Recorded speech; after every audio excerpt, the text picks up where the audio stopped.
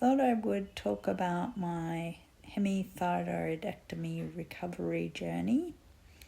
I think that it's important that everyone knows what I am going through, and I would just like to say welcome back to everyone. I thought I would document my recovery because before my surgery I found it really helpful hearing real experiences from other people.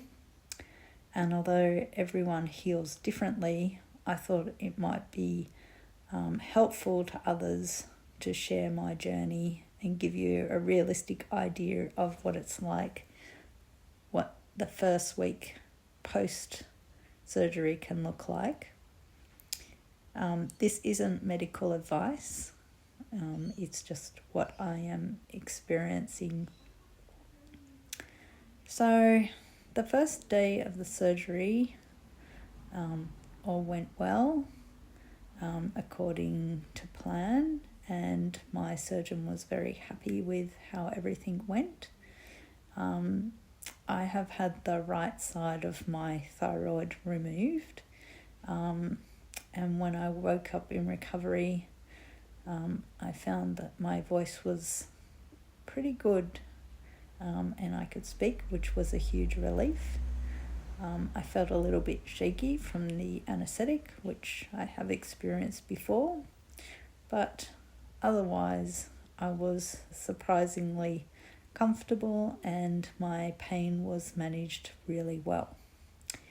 My throat was mildly sore, mainly on the right hand side where the surgery had been performed.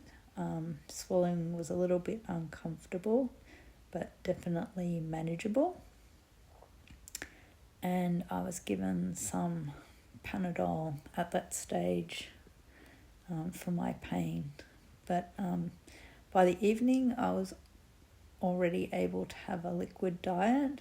That was some jelly, soup, apple juice, and some mineral water.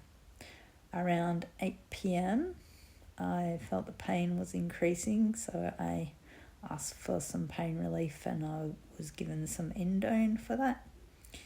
And then the nurses came in about midnight and they checked on me, and they had been checking on me through the evening. My blood pressure was normal and my temperature was normal, and my pain was about 2 out of 10 at that stage, mostly when I was swallowing, because they do a lot of tubes down your throat, so it can feel quite sore. The nurses kept refreshing the ice packs for my neck, which I think really helped with the swelling and the pain. I noticed that around 2 a.m. I needed to use the bathroom. I was a little bit unsteady from the anaesthetic, but otherwise I was doing quite well. In the room I was wearing compression stockings and calf compression devices to help prevent blood clots. So that stayed on overnight, and the nurses helped me reattach those to my legs, which I've never had before, but that was actually really helpful. I don't know if that's just part of what this hospital does, but it was great. At 5 a.m. I had 2 more Panadol, and then tried to get some more rest. The following morning, the surgeon came in, and my blood pressure was normal, and I was able to eat some breakfast, and it was quite a nutritious breakfast. Pardon me, my throat gets a bit croaky if I talk for a little while, but I'm definitely still on the mend. And had some wholemeal toast, some tea, some apple juice again, and some protein.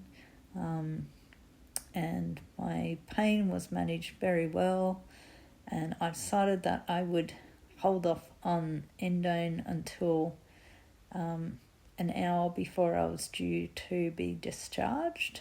which worked really well because I had about an hour drive home from hospital. So then I transitioned to Panadol, even though I was offered endone to take home with me. I felt that my pain was reasonable and I have quite a high pain threshold, and I was feeling like I would be able to manage the pain just with Panadol at home, which was encouraged, and they gave me the dosage for that. So then on day 2, I introduced my herbal wound healing formula, but because it was only 48 hours post-surgery, I just drop-dosed that, 5 drops twice a day alongside the Panadol as I needed it. And I focused on increasing my nutrition, making sure I got lots of plant-based protein for me. So lentils, scrambled tofu, and pumpkin sweet potato soup with tofu and TVP, lots of vegetables to keep feeding my microbes, and that I felt like it was important to keep my protein up because that helps with healing, and lots of amino acids for tissue repair. And everything went pretty smoothly on day 2.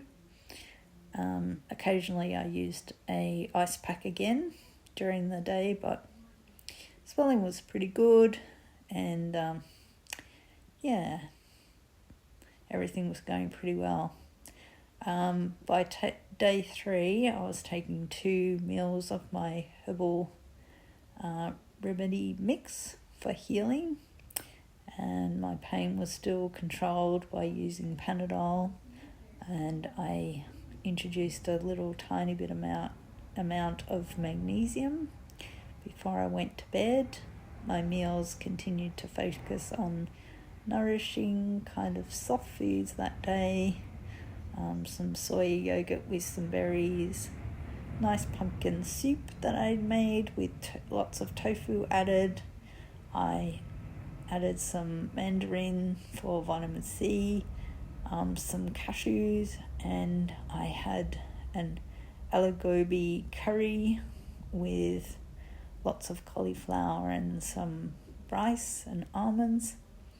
And even though I didn't have a huge appetite, I tried to eat consistently to support my healing again. Day 4 was probably the first day that I started feeling more like my old self. Not fully recovered, but I managed to walk up my street and enjoy a morning coffee out. I was driven to the coffee shop, which was lovely. But my challenge wasn't pain. It was just remembering not to overdo it, because I tend to rush back into doing things once I start feeling better. So even though I was feeling better, sometimes it's really tempting just to push really hard, but I had to remember that I was still healing and I need to do lots of rest. My hubby was here to help me, so that was amazing. Day 5, I added a couple of supplements that I had been taking prior to my surgery, PGG and some NAC, and I continue with my herbal mix 3 times a day with meals and my magnesium before bed. But one thing I noticed when I woke up, that I was feeling pretty good, and I feel like I had turned another milestone in the road to recovery. So that was pretty good. I was pretty happy with how I was feeling, and it was just having lots of rest and a really good night's sleep that I think really helped me feel good on day 5. Day 6, which is today, woke up this morning and I hadn't had pain relief before I went to bed, so I didn't have any Panadol. And I woke up around 6 a.m. I felt a little dehydrated and quite thirsty. So I'm not sure whether that was related to the NAC and the PGG or magnesium, or just part of the normal healing process. So I decided that before getting out of bed that I would just take another Panadol just to ease the pain before getting up out of bed and then doing my normal showering and everything. I felt my energy was a little bit low this morning as well when I first woke up, but it seemed to improve as the morning and day has got on. So I'm just continuing not to rest, keep my fluids up, and focusing on lots of protein intake, because that after doing that on one of the days during the week, I found that things really improved the next day. So I'm really, really happy with how things are going and hope that you're enjoying listening to my journey.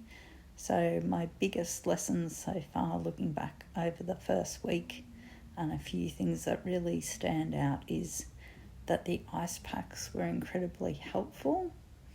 Oh, and I also had a few soothers to help, like throat soothers to help soothe my throat. Staying on top of the pain relief early made it easier instead of waiting for the pain to build up to a significant level. Making sure I was eating enough protein was a very big priority to me, and making sure that I had my herbal wound healing formula on board is also important part of my personal recovery plan. And probably the biggest lesson of all is when you start feeling better, don't make that mistake for feeling like you're fully healed, because you really need lots of energy for your healing. And just remembering that my body is still doing an enormous amount of work behind the scenes to heal my thyroid. But thanks so much for following along with my recovery video, and we'll chat soon. Bye all.